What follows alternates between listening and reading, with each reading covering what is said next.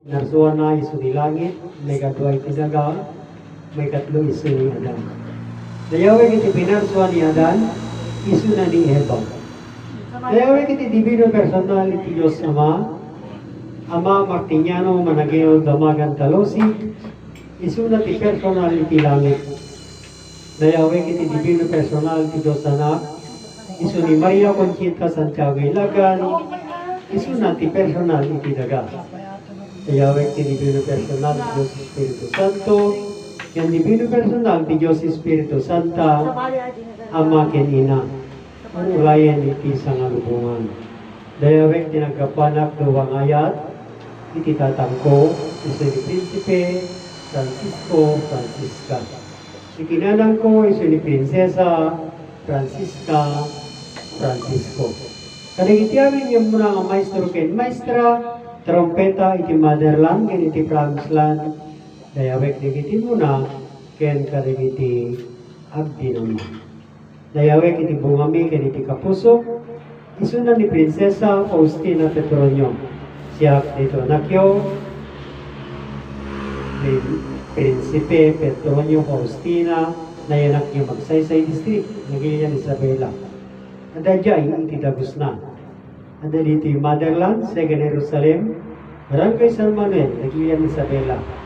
Ada nga umaya magkipagsuguro nga agilawlawag, mangyam amu, ken mangipakaawat iti Diyos. Amo na ti Diyos nga talanyana, ken makasanuna ng salagan ti bagina ken patay, para iti biyag nga agnanayon. Naragsak nga fiesta ti Sabado karatayaming kalabsat, may ka manunga na Sabado itatag na pagsat iti Agosto. Nakalun na rin doon yung hindi ka naman iyak.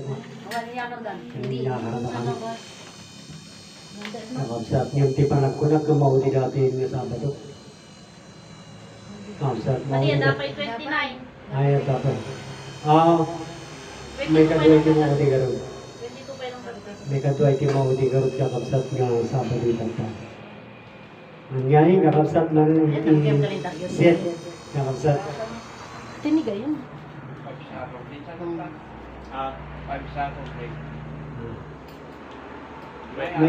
May kaupat, kakabsat. May kaupat na Sabado. Data, kakabsat. May kalimati sa tuwa. So nga, damanin na di kakabsat yung nga may magkakagsat suro nga.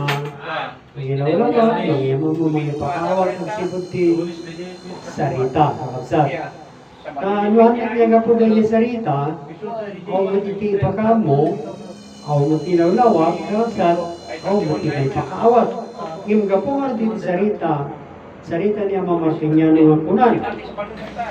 Awan pa yung magamang mo ti Diyos kung ano kakabsat. O sa daya, kakabsat, iti napunta niya sarita, kakabsat. So, nakatadugong kakabsat nga amin nga tinamati, tinamsan, katigiti sarita. So, ang dalamin amin ti kapalinang nagiti sarita, kakabsat. Ano na jay? Kakabsat. Kunada, hindi ka mapingito yung ni Conchita, saan ka nung Santiago Ilagan. Kakabsat. Pudlo, saan? Kakabsat, ang sinod ka rin gamin. Ay garo yung sarita, kakabsat na ko na nina. Talabi rin sa yung panunod ang istorya ni Conchita eh. Hindi niya alam kung kailan siya isinilang. Kung siya ba ay isinilang, kung hindi. Ay yung sarita na kakabsat. Hindi niya alam kung siya ba ay isinilang o ano. Kakabsat. Sapagkat walang magulang na binanggit ni Conchita. Ngayon, kung yung birthday ang pag-uusapan, ay hindi niya nga alam kung kailan siya pinanganak. Pero ang gusto kasi ng ama, ang gusto ay Agosto. O bakit 24 pa? O sa, kung isipin mo, yung 24, anin na lang, ano? Para naging katapusan na. Nga, ang sa tinapin nga yun. Bakit? Nakabsat. Ngayon yung apelyido na Santiago Ilagan. Ang sabi ng inay, ang hardin ng paraiso ay magbuhat sa Santiago hanggang Ilagan. O na yun, hanggang sa tabing ilog. Ay dagat, sa tabing dagat. Po. Kasali ang Sierra Madre. Ganun ang sabi ng inay. Bakit yun ang gusto? Bakit yun ang sineselebrate niyang birthday? Dahil yun ang gusto. Yan ang mga salita nila eh. Ang katunayan nga, bakit ba kilalanin natin ang inay? Kung sino ang inay? Mga kapatid, bakit dito sa motherland ay natawag na ito ang pintuan o trangka? Po. Yan, nasa nga, ng pangalan yung salita nga, may kahulugan. Yung salita, bawat kahulugan ay may kapaliwanagan. Ang sabi ng mga Martiniano, dito sa motherland, sa Jerusalem, Barangay San Manuel, Nagilla Isabela, dito daw ang trangka o pinto. Nakapsat. Sugat nga, nagiti nagsarita kakapsat, hindi na pang kami kiramon. Dahil nga, nakapsat. Kaya yung spiritual Pilipinas bayang banan. Asa niya, iti padag, iti pamagat na niya kakapsat ni spiritual Pilipinas bayang banan. Dito raw sa Region 2 ang simula o pagmulaan ng dito sa kahit yung kaganapan dito na sa Region 2. Pero maluwang naman yung Region 2. Hanggang saan ang Region 2? Mula doon sa Santiago hanggang doon sa Cagayan.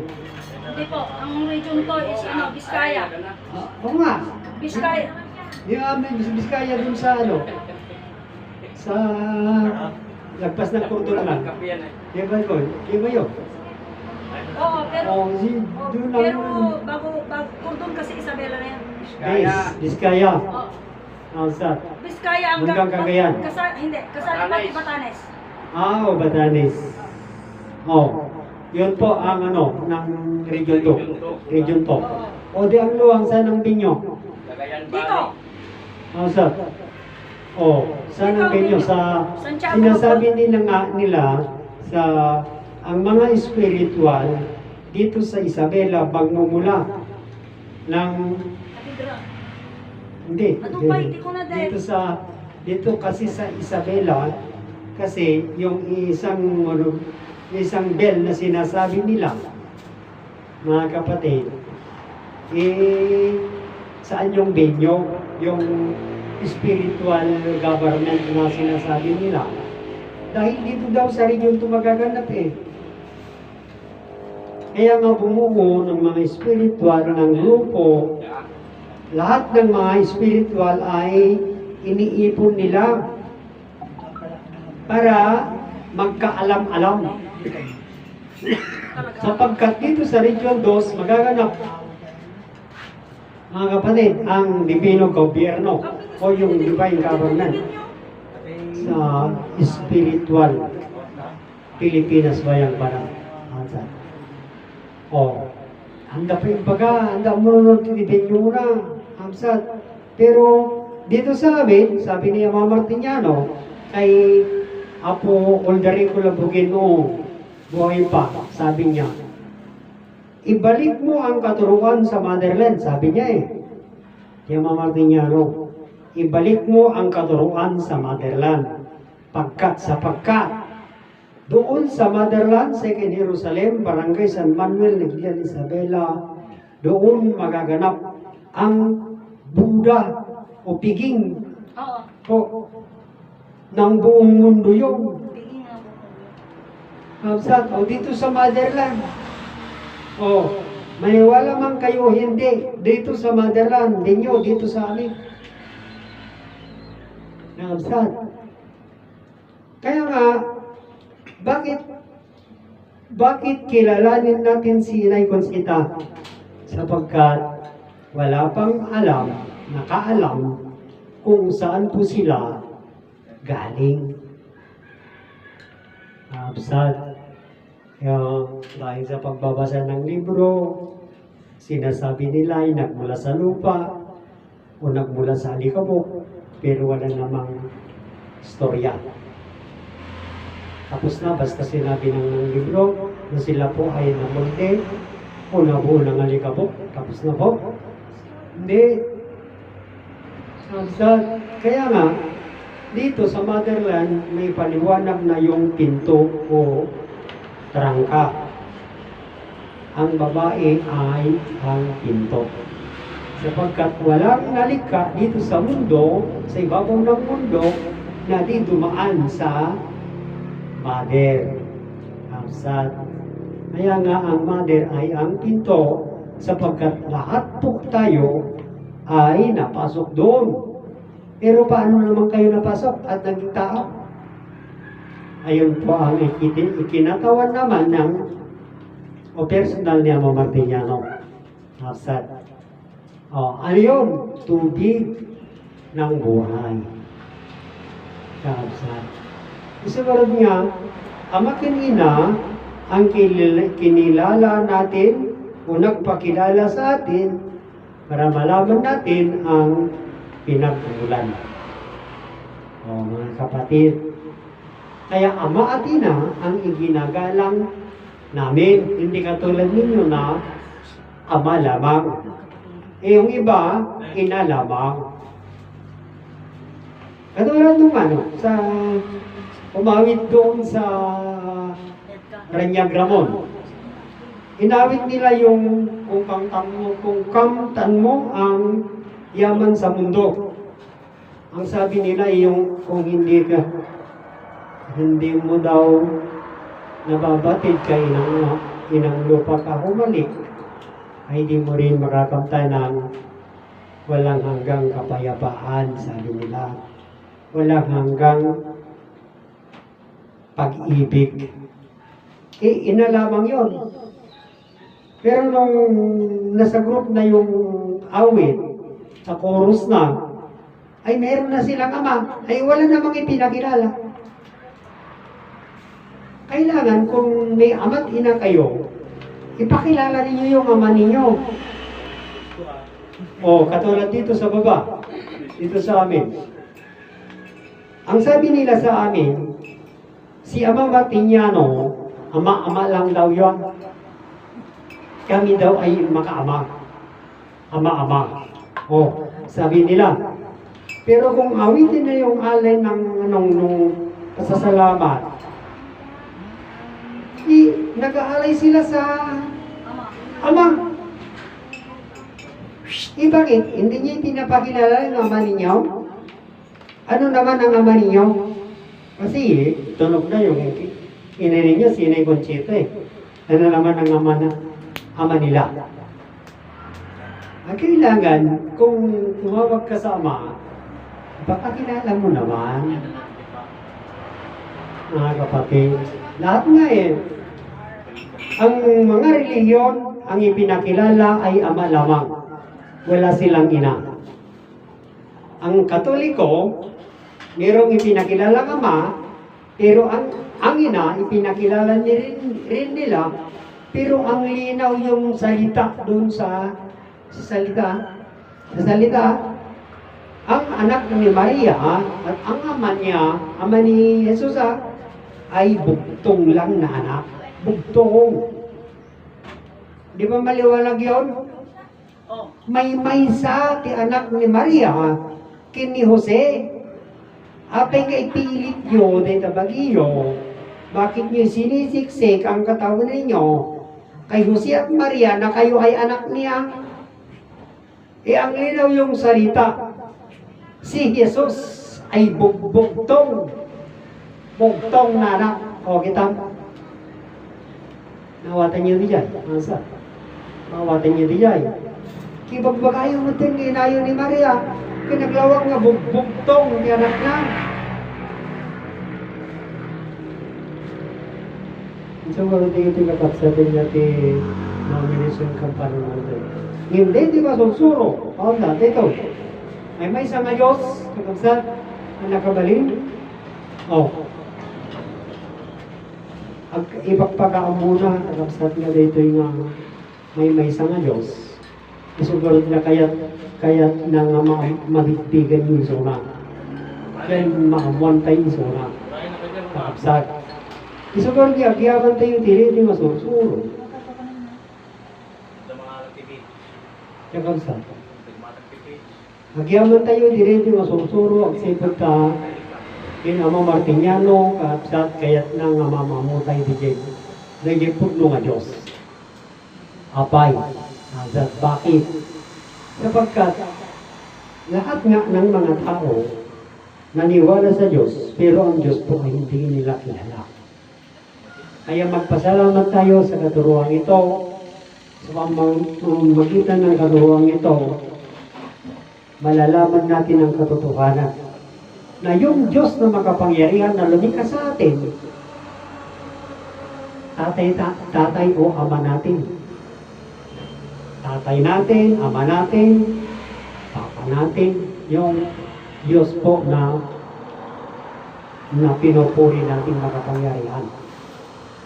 Hindi si Kristo yun, hindi si Jesus. Sapagkat ang liwanag na naman yung salita na ang makapangyarihan Diyos ay lumikha ng langit, yun ang una, ng lupa, yun ang pangalawa, at si Adan, yun ang pangatlo. Ang liwanag, bakit nyo baguhin yung linikha ng Diyos, mga kapatid? Katulad yun, yung sinasabi nila na Theophila Crucis, mga kapatid. Sabi niya, ang lupa daw ay manglilikha. Anong ibig sabihin? Ano ang ibig niyang sabihin? Mga kapatid, lupa ay may lumikha sa kanya. Yun lang yung makapangyarihang Diyos. May lumikha sa ang lumikha sa lupa. Kung yung likha ang pag-uusapan, langit ang una, lupa ang pangalawa, si Adan ang pangatlo, nalilikha ng Diyos na makapangyarihan. Bakit mo sabihin o igiit mo na ang lupa ay manlilikha?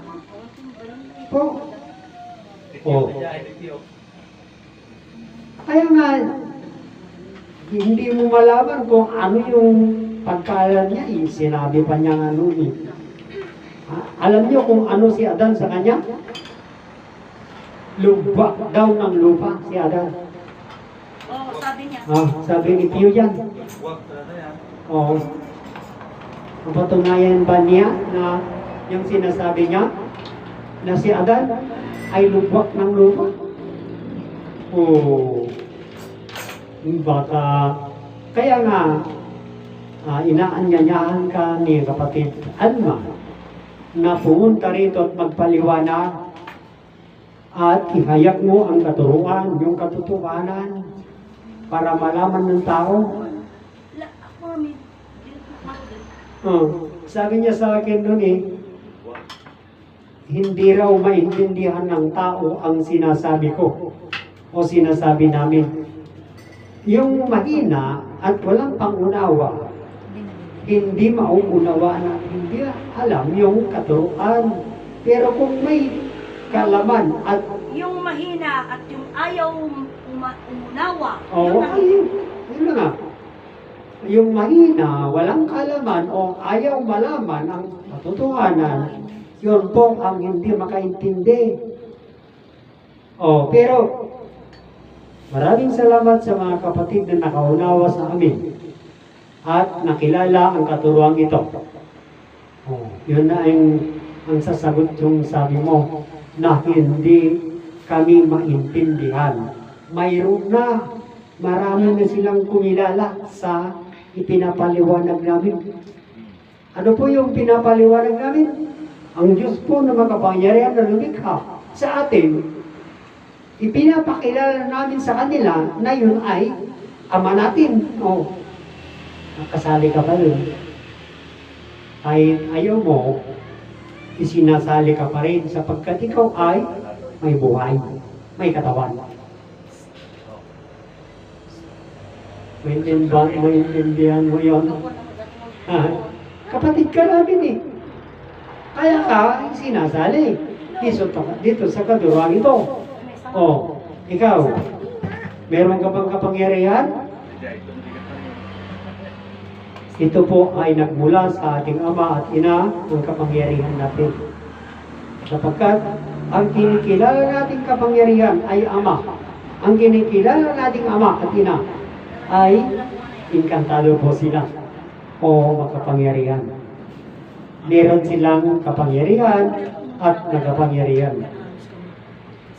Oh. Kung ano-ano ang Ama na sinasabi mo, sa mga kapatiran mo sa Ilagan, ang Ama niya Bathala. Sabihin mo nga sa akin, ang Bathala ba ay tao? Po? Ang Bathala ba ay tao na sinasabi mong Ama mo? O Ama ninyong lahat? Kahit sa Father Lee. Sabi niya, ang Ama daw, Bathala. O, yung Bathala ba ay tao? Salita yun. Tawag lang ng kayong marunong. Sapagkat ang sabi po ng Prime Minister doon sa Ramon Rangel noon, yung mga lahat ng tawag doon sa Bathala, sa lahat nga yung tawag ninyo sa Diyos na pinakilala ninyo ay isa lang ang ibig sabihin noon. Yun po ang Apo Diyos o Ama. Di ba? O. Yan ang sabi niya eh. Mga kapatid, hindi ko alam kung maintindihan nyo yun. Pero sabi niya yun. Ama, Tatay, Father, Bathala, o kahit ano pang tawag. Isa lang yun. Mga kapatid. Ang tasin ni kanina. Naglamuyo. So, orta kapsat nga napintas ti pinagdasaritaan, pag-amuan, kapsat ti sarita, ganun ni sarita.